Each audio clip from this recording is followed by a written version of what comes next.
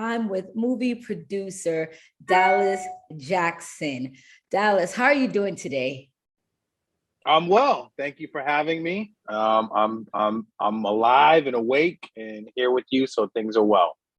Thank you so much. So you have a new movie coming out, The System. It's focused on a drug bust with a former Marine who was recruited by the authorities to go undercover in a notoriously dangerous private prison. I watched the movie, loved it, by the way, going to watch it again, definitely going to the theaters to watch it in theaters as well. But I wanted to know, it reminded me of a show, 60 Days In. Did you Mm. connect with the real inmates to gain inside perspective of the prison system? Well, first of all, thank you for the kind words for the film. When I hear that, then I say to myself, mission accomplished. We did what we set out to do. When you enjoyed the movie, so thank you. We shot the movie in Mississippi in a real prison, in a live prison with real inmates inside. So yes, we had six trustees, which are prisoners that are on their way out of the facility, out of the system, if you will, work on the film with us. We were able to employ them on the movie. We also had extras that were inmates. We had access to the real warden of the prison we shot in, and we consulted with some of the OGs, if you will, inside about some scenes and some things. So there was a level of authenticity the entire time we were shooting, just because of A, where we were inside of a live prison, and B, who we were interacting with, which were inmates. And they knew who Tyrese was. They knew who Terrence was. They knew who Jeremy were, Piven. So they gave us knowledge and game on certain things and scenarios, even right down to taking your shoes off in the cell that we applied to the movie. Wow. I mean, I've never like really been inside like a prison system, but I've known a lot of people growing up incarcerated because I'm from Brooklyn, New York. A lot of my friends are still incarcerated about 25 years now. I have a friend that's been in jail for 25 years. What was it like even just interacting with the inmates? It's interesting you say that because I have a cousin that's been in and out. He just got out for the third time, you know, over the past 20 years. So we all have somebody that's been inside or locked up now. We keep them in our thoughts and prayers. We welcome them home and hope that they don't have to go back. Um, there were some interesting and very intelligent young men that were inside the system, the institution that we were in. Um, Sorry, did I go black for a minute? You're fine. My camera died for a minute.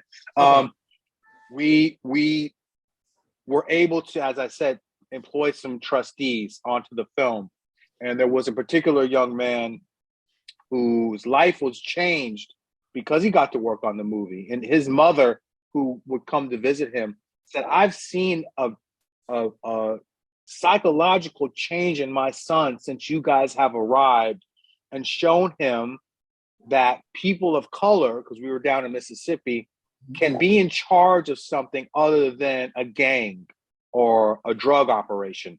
There was a brother that was in charge of the movie, being me. There was a star that was the producer on the movie. That was Tyrese. We had a black first AD, so that we had an examples for these prisoners, these inmates, that they could see, and we talked to them. No one had an ego as far as Tyrese not talking to a prisoner or Terrence saying, "No, get that person away from me." No, none of that. We were interacting with them daily, and we gained um, insight from them, and hopefully we gave something back to them. But they were just young men that were trapped inside this place. And most of them, you could tell, had good hearts and regret for what they had done. And some of them were inside for drug offenses, which didn't seem like the time justified what they had done. So it was very enlightening along the way. There was a dark element of being inside. That's reflected in some of the performances, especially with Tyrese being amongst these inmates. Um, but we were grateful for being able to share that experience and being able to interact with them. I know I left differently. Yes, I can only imagine. And like, Tyrese is also in the movie, but he's part of the production. How was the casting process like for the movie?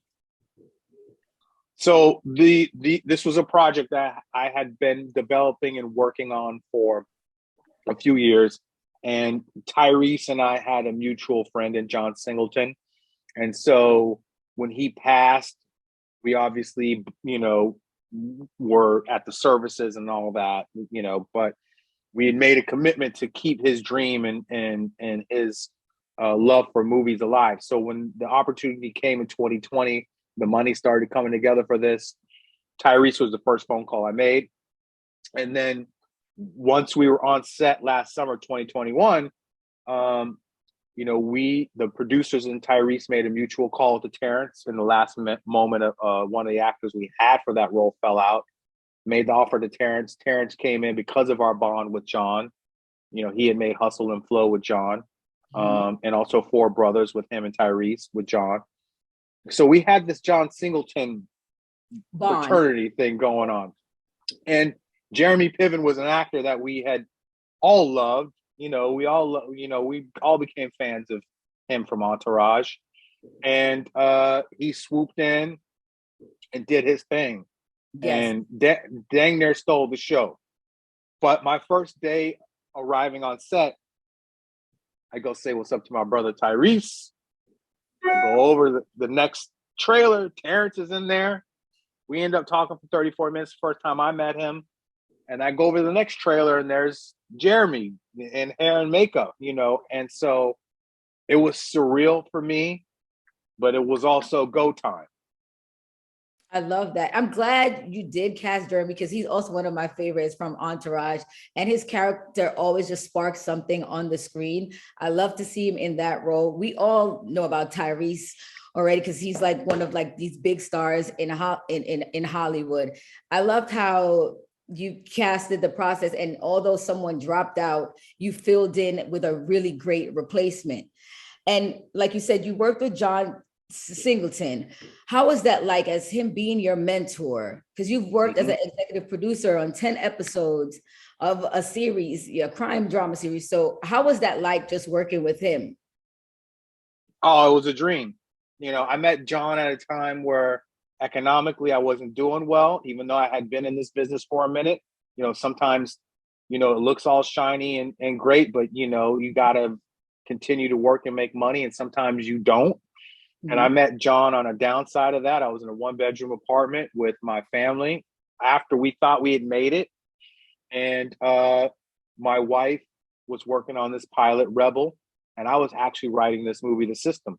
And so once Rebel got greenlit, I had gotten an opportunity to be on set with John, and he asked me why I wasn't directing. And I said, well, I'm not you, and he said, the only difference between me and you is we both write. I have the knowledge. I'm going to share it with you. Get a notebook. And so I got a notebook, followed him around. And once this company called Blumhouse found out that I was shadowing John on our show, they had me come in and ask if I had a movie that I could, possibly direct. And I had one, this kind of Friday the 13th thing called Thriller. And so John was my go-to. He came to set to check on me. He gave me all the knowledge and insight. And, he really implanted in me to hold tight to my voice, be true to my voice as a director. And all the way from Boys in the Hood to Snowfall, he maintained his voice. And so that was the blueprint for me on this movie. So he was an incredible big brother. And the loss was way bigger than just the personal loss we felt. It was a loss for the entertainment community and filmmakers, because he had so much knowledge. It was on genius level. Yeah. Oh my God. You literally got landed with like one of the best producers in the industry. And honestly, I think you're basically just as great as John Singleton.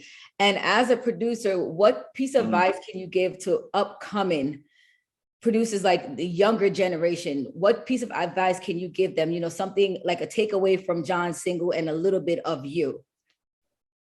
Well, I would say you have to be consistent with your dream every day. You know, people want to be a writer, want to be a director, want to be a producer, but you have a regular job or you have to pay the bills.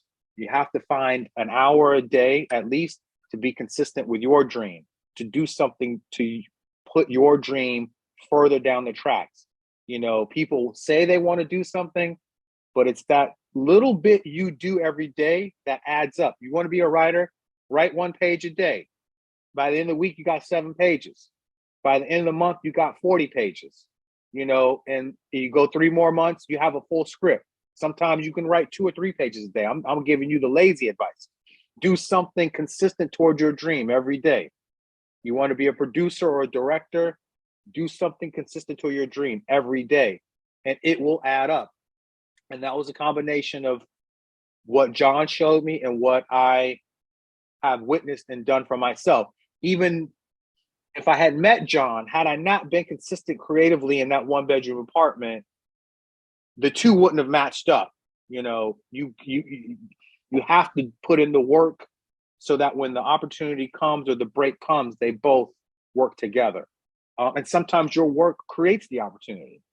So I would say for the person that is listening to this, that has a dream on their heart, do something every day. Take an hour every day and be consistent with your dream. And that would be John Singleton and the Dallas Jackson mashup advice.